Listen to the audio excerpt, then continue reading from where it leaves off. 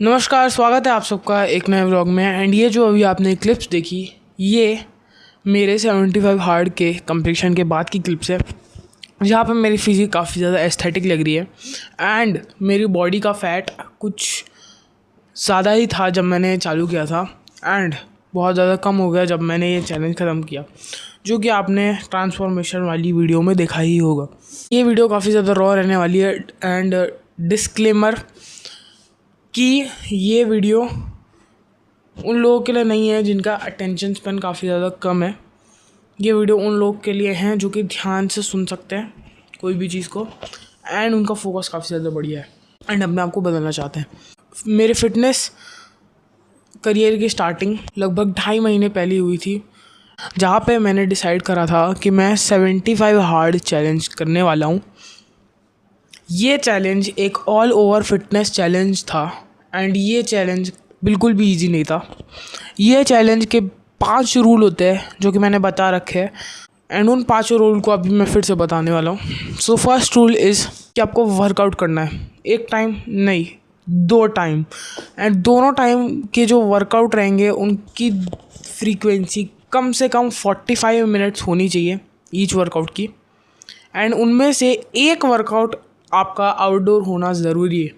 Second task होता है no cheat meals, यानी कि आपको शुगर अलाउड नहीं है, एंड आपको प्रोसेस फूड अलाउड नहीं है, आपको ज़्यादा ऑयल अलाउड नहीं है। ठीक है, ऑयल आप यूज़ कर सकते हो लेकिन फ्राइड फूड अलाउड नहीं है, एंड पैकेज्ड फूड ज़्यादा अलाउड नहीं है। बेसिकली आप बहुत ज़्यादा स्ट्रिक्ट डाइट फॉलो करते हो जिसमें आपका मूड स्विंग्स बहुत ज़्यादा होता है। अगर कोई फूडी बंदा इस चैलेंज को कर रहा है तो उसी को पता है कि ये चैलेंज कितना हार्ड है। थर्ड रूल ये है कि आपको बुक रीडिंग करनी है। बुक रीडिंग कोई भी बुक की कर सकते हो, बट वो नॉन फिक्शन होनी चाहिए। ऐसा नहीं कि आप नॉवेल पढ़ रहे हो, कहानियाँ पढ़ रहे हो, हैरी पॉटर पढ़ रहे हो। आपको एक अच्छी बुक पढ़नी है। तो मैंने बुक रीडिंग में मेरे को ज़्यादा कोई बुक समझ में नहीं आ रही थी, तो मैंने भगवद गीता को चूज़ करा था, जो कि काफ़ी ज़्यादा अच्छी सेल्फ हेल्प बुक है। उस बुक के लर्निंग की भी हम आगे बात करेंगे। फोर्थ टास्क ये होता है कि आपको डेली अपने आप की एक सेल्फ़ी लेनी है। ये कुछ लोग के लिए काफ़ी ज़्यादा हार्ड हो जाता है क्योंकि लोगों को बॉडी डिस्मॉर्फिया रहता है। अब कुछ लोग को नहीं पता होगा कि बॉडी डिस्मॉर्फिया क्या होता है। तो बॉडी डिस्मॉर्फिया ये होता है कि आपको अपनी ही फिज़िक को देखते समय घिन आती है। ये बहुत ज़्यादा स्किनी या फिर बहुत ज़्यादा मोटे लोगों में पाया जाता है, बट फॉर्चुनेटली ये मेरे को नहीं था। मैं जब छोटा था, गोलू मोलू था, तो भी मेरे को अपनी फिज़िक से कोई प्रॉब्लम नहीं थी, एंड अभी करंटली जब मैं फिट हूँ तो भी मेरे को फिज़िक से कोई प्रॉब्लम नहीं है। बट ये कुछ लोग के लिए मुश्किल होता है, इसीलिए इस चैलेंज का नाम 75 हार्ड है। And the fifth task is, ये टास्क काफ़ी ज़्यादा ईजी है, जो कि है ड्रिंकिंग वाटर। 4 लीटर पानी पीना है, जो कि काफ़ी ज़्यादा ईजी होता है। अब ये one of the easiest task था मेरे लिए, क्योंकि पानी पीना सबसे ज़्यादा ईजीएस्ट टास्क है दुनिया का, एंड इसको क्वांटिफाई करना भी काफ़ी ज़्यादा ईजी है। अगर आपके पास कोई बॉटल नहीं है तो कुछ नहीं करना है, आपको किराने की दुकान पे जाओ और वहाँ पे बोलो 1 लीटर वाली बिस्लरी की बोतल दे दो, उसको 4 बार पीना है दिन में, एंड आपका पानी वाला टास्क ख़त्म। मेरे पास ये 2 लीटर की बोतल थी तो मैं इसको 2 बार पीता था एंड मेरा पानी वाला टास्क ख़त्म हो जाता था। ये 5 टास्क में से मेरे लिए पर्सनली 2 टास्क काफ़ी ज़्यादा हार्ड थे एंड 3 टास्क काफ़ी ज़्यादा ईजी थे। उन 2 टास्क में से आता है नो चीट मील्स। अपनी ज़बान पे कंट्रोल करना ज़्यादा किसी के बस में नहीं होता है। इस चैलेंज का one of the most difficult part मैं आपको बताता हूँ। एक दिन क्या हुआ, पापा ने दुकान से समोसे लाए, जैसे वो कभी कभी लाते हैं। ऑनेस्टली मैंने समोसा लिया एंड उसको सूंघ के रख दिया। इस लेवल का माइंड कंट्रोल हर कोई नहीं ला सकता भाई। तुम्हारे सामने तुम्हारी मम्मी भजिए तल रही हैं। एक दिन ऐसा भी हुआ था, मेरी मम्मी मेरे घर पे पकोड़े तल रही थी एंड लिटरली मेरे को इतना मन कर रहा था खाने का, एंड मेरे सामने ही वो लोग खा रहे थे।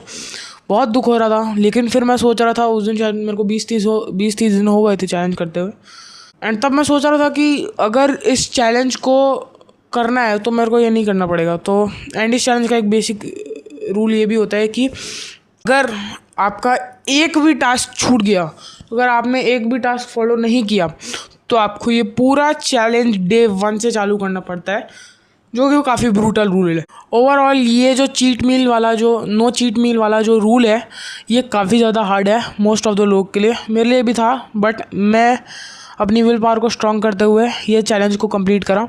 सेकेंड मेरे लिए टफेस्ट था, दैट इज़ 2 टाइम वर्कआउट करना। अब फर्स्ट वर्कआउट में तो मेरे को कोई प्रॉब्लम नहीं थी क्योंकि मैं जिम जाता हूँ, तो उससे मेरे को फर्स्ट वर्कआउट में कोई प्रॉब्लम नहीं आई।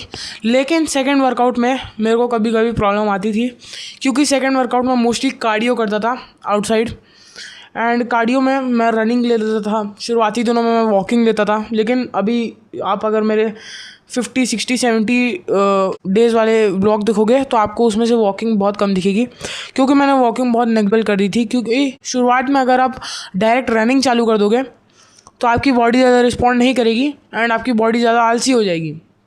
इसीलिए जो लोग शुरुआत में ही रनिंग करना चालू कर देते हैं वो ज़्यादा उसको लंबे समय तक कर नहीं पाते एंड उसको छोड़ देते हैं। इसीलिए मैंने शुरुआत में वॉकिंग करना चालू किया था ताकि मैं कार्डियो को लंबे समय तक कर सकूं। जिन भी लोगों को कार्डियो का मतलब नहीं पता है, तो कार्डियो एक वैसी एक्सरसाइज होती है जहाँ पे आपका हार्ट काम करता है, एंड ये कार्डियो करना इसीलिए ज़्यादा इम्पॉर्टेंट है क्योंकि कार्डियो आपके हार्ट को ट्रेन करता है एंड आपकी बॉडी में आपका सबसे ज़्यादा इम्पॉर्टेंट मसल ना आपका बाइसेप है, ना आपका ट्राइसेप है, ना आपकी चेस्ट है, ना आपकी बैक है, ना शोल्डर है। आपके बॉडी का सबसे ज़्यादा इम्पॉर्टेंट मसल आपका हार्ट है, क्योंकि अगर ये नहीं होगा तो कुछ भी नहीं होगा। तो इसीलिए कार्डियो करना मेरे लिए कभी कभी मुश्किल हो जाता था। एंड एक दिन मेरे को अभी भी याद है, रात के लगभग 11:30 बज रहे होंगे एंड मैं सोने जा रहा था एंड मैं बेड में लेट चुका था। तभी मेरे को याद है कि मैंने कार्डियो नहीं किया है। तब मैंने नीचे गया एंड 45 मिनट वाला कार्डियो निपटाया। अब तुम सोच रहे हो कि भाई 12 बज गए होंगे तो तूने डे 1 से चालू क्यों नहीं किया। तो मैं इस चैलेंज का एक बेसिक रूल बता देता हूँ। 12 बजे, 1 बजे, 2 बजे आप जब मन करे टास्क पूरा कर सकते हो, लेकिन बिफोर बेड टाइम आपको टास्क कंप्लीट करना होगा। तो इसीलिए मैंने डे 1 से चालू नहीं किया, बट मैं उसको कंप्लीट करके ही सोया था। जैसे आपको दिख गया होगा वो एक ब्लॉग में। एंड 3 रूल्स जो कि काफ़ी ज़्यादा इजी हैं, दैट इज़ पहला है ड्रिंकिंग वाटर, दूसरा है अपनी फिज़िक की सेल्फी लेना जो कि काफ़ी ज़्यादा इजी है, तीसरा है बुक रीडिंग। बुक रीडिंग करना literally one of the easiest task है। बुक पढ़ी है, आपको बैठे बैठे रीड करनी है बस, ठीक है। तो ये 3 टास्क थे जो कि काफ़ी ज़्यादा इजी थे, जो कि मैंने काफ़ी ज़्यादा ईजिली कंप्लीट कर लिए थे।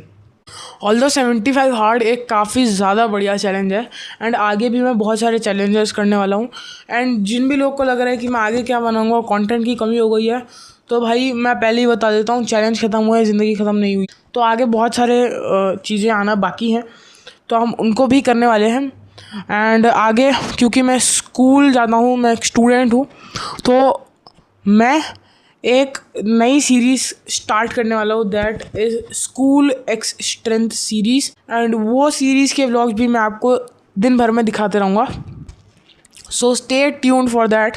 एंड ऑनेस्टली मैंने कल चीट डे किया था जिसमें मेरे को बहुत ज़्यादा मज़ा आया।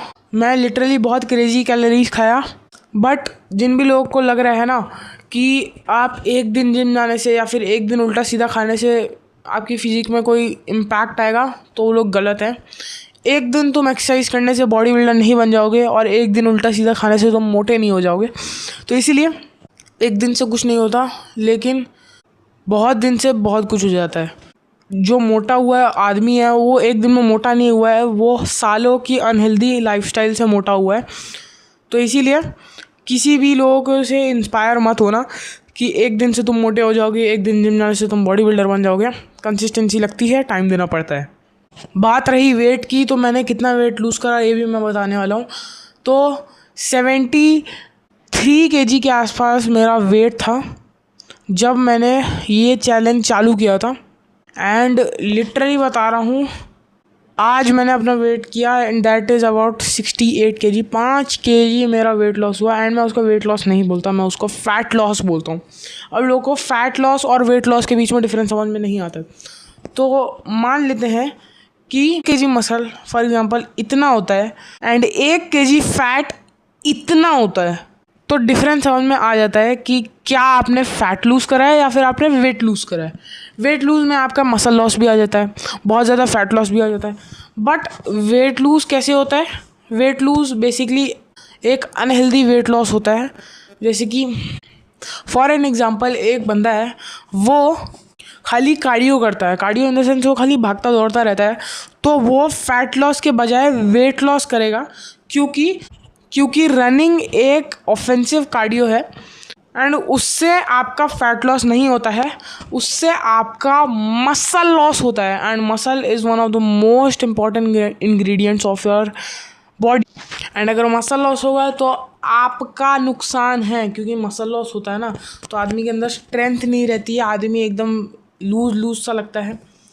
एंड सच बताऊँ, मसल लॉस कहीं से भी वर्थ इट नहीं होता rather than fat loss.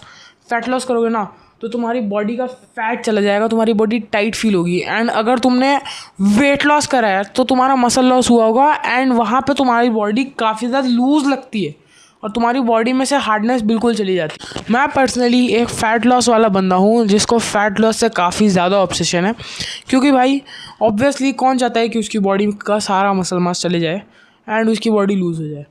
Although ये 75 हार्ड की जर्नी काफ़ी ज़्यादा प्यारी थी एंड जिन भी लोगों ने सपोर्ट दिखाया उनको मेरी तरफ से थैंक यू। एंड आगे भी स्टे ट्यून रहिएगा, क्योंकि आगे बहुत सारी इंटरेस्टिंग चीज़ें आने वाली है। अगर आपको ये वीडियो अच्छा लगा तो आप एक लाइक दे सकते हैं। एंड अगर आपको लगता है कि किसी भी दोस्त को इस वीडियो की नीड है तो उसके साथ शेयर कर सकते हैं। तब तक के लिए टाटा।